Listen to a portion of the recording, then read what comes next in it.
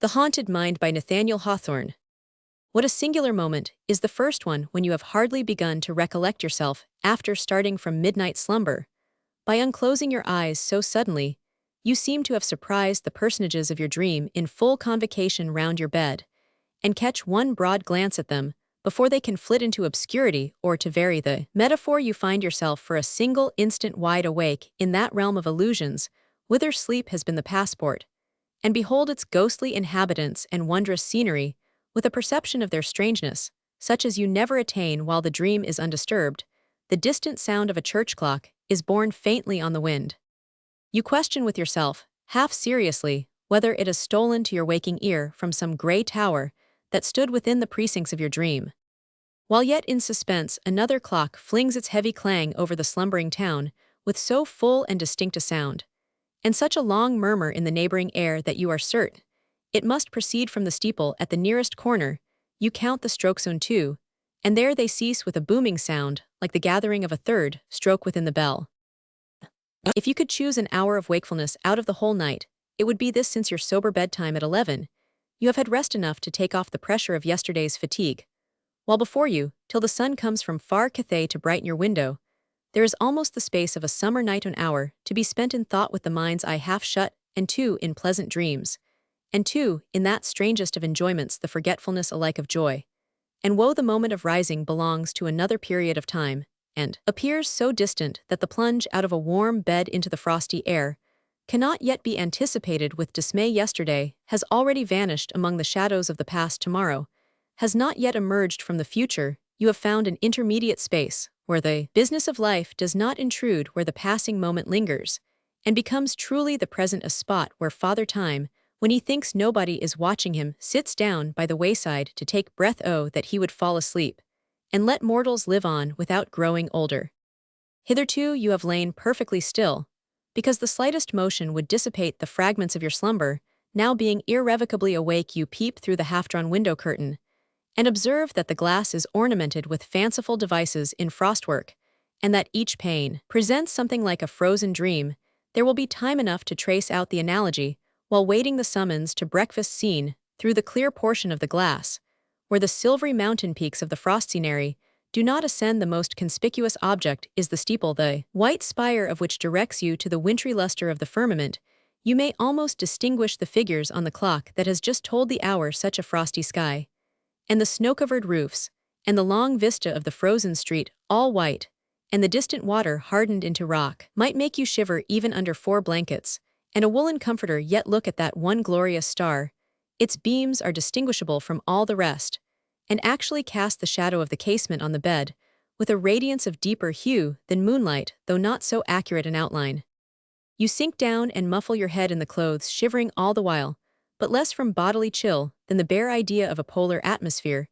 It is too cold even for the thoughts to venture abroad. You speculate on the luxury of wearing out a whole existence in bed like an oyster in its shell, content with the sluggish ecstasy of inaction, and drowsily conscious of nothing but delicious warmth, such as you now feel again.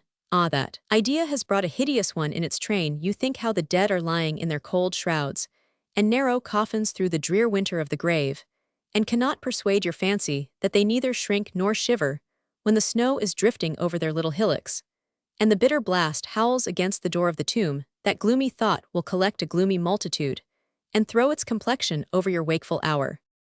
In the depths of every heart there is a tomb and a dungeon, though the lights, the music, and revelry above may cause us to forget their existence, and the buried ones or prisoners whom they hide. But sometimes, and oftenest at midnight, those dark receptacles are flung wide open in an hour like this, when the mind has a passive sensibility, but no active strength, when the imagination is a mirror imparting vividness to all ideas without the power of selecting or controlling them. Then pray that your griefs may slumber, and the brotherhood of remorse not break their chain. It is too late. A funeral train comes gliding by your bed, in which passion and feeling assume bodily shape, and things of the mind become dim specters to the eye.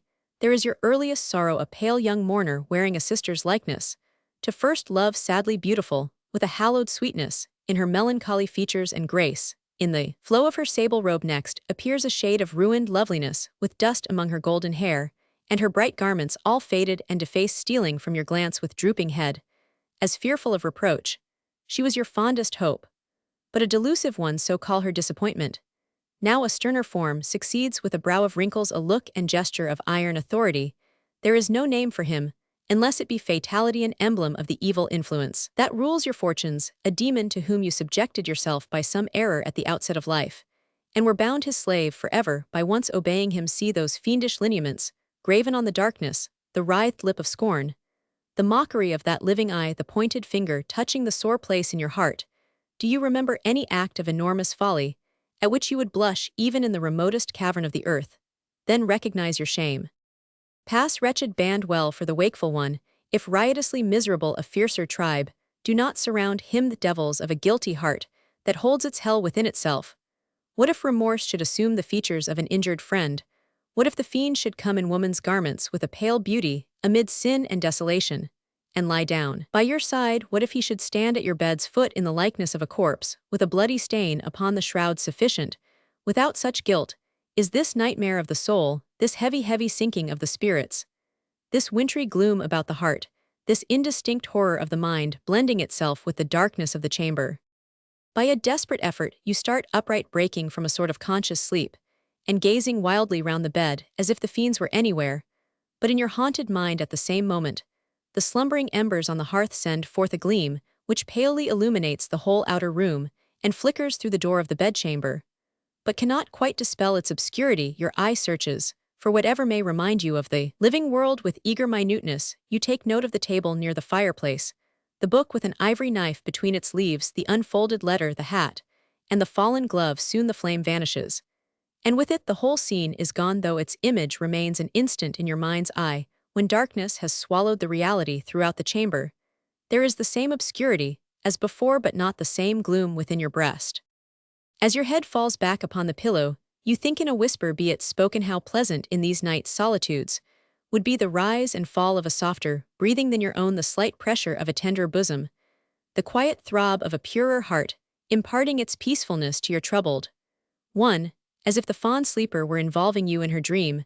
Her influence is over you, though she have no existence, but in that momentary image, you sink down in a flowery spot on the borders of sleep and wakefulness, while your thoughts rise before you in pictures, all disconnected, yet all assimilated by a pervading gladsomeness and beauty. The wheeling of gorgeous squadrons that glitter in the sun is succeeded by the merriment of children round the door of a schoolhouse, beneath the glimmering shadow of old trees. At the corner of a rustic lane, you stand in the sunny rain of a summer shower, and wander among the sunny trees of an autumnal wood, and look upward at the brightest of all rainbows, overarching the unbroken sheet of snow on the American side of Niagara. Your mind struggles pleasantly between the dancing radiance round the hearth of a young man and his recent bride, and the twittering flight of birds in spring about their new-made nest. You feel the merry bounding of a ship before the breeze, and watch the tuneful feet of rosy girls as they twine their last and merriest dance in a splendid ballroom, and find yourself in the brilliant circle of a crowded theater as the curtain falls over a light and airy scene. With an involuntary start, you seize hold on consciousness and prove yourself but half awake, by running a doubtful parallel between human life and the hour which has now elapsed. In both you emerge from mystery, pass through a vicissitude that you can but imperfectly control, and are borne onward to another mystery. Now comes the peal of the distant clock with fainter and fainter strokes as you plunge farther into the wilderness of sleep. It is the knell of a temporary death. Your spirit has departed and strays like a free citizen among the people of a shadowy world, beholding strange sights, yet without wonder or dismay. So calm, perhaps, will be the final change, undisturbed, as if among familiar things, the entrance of the soul to its eternal home.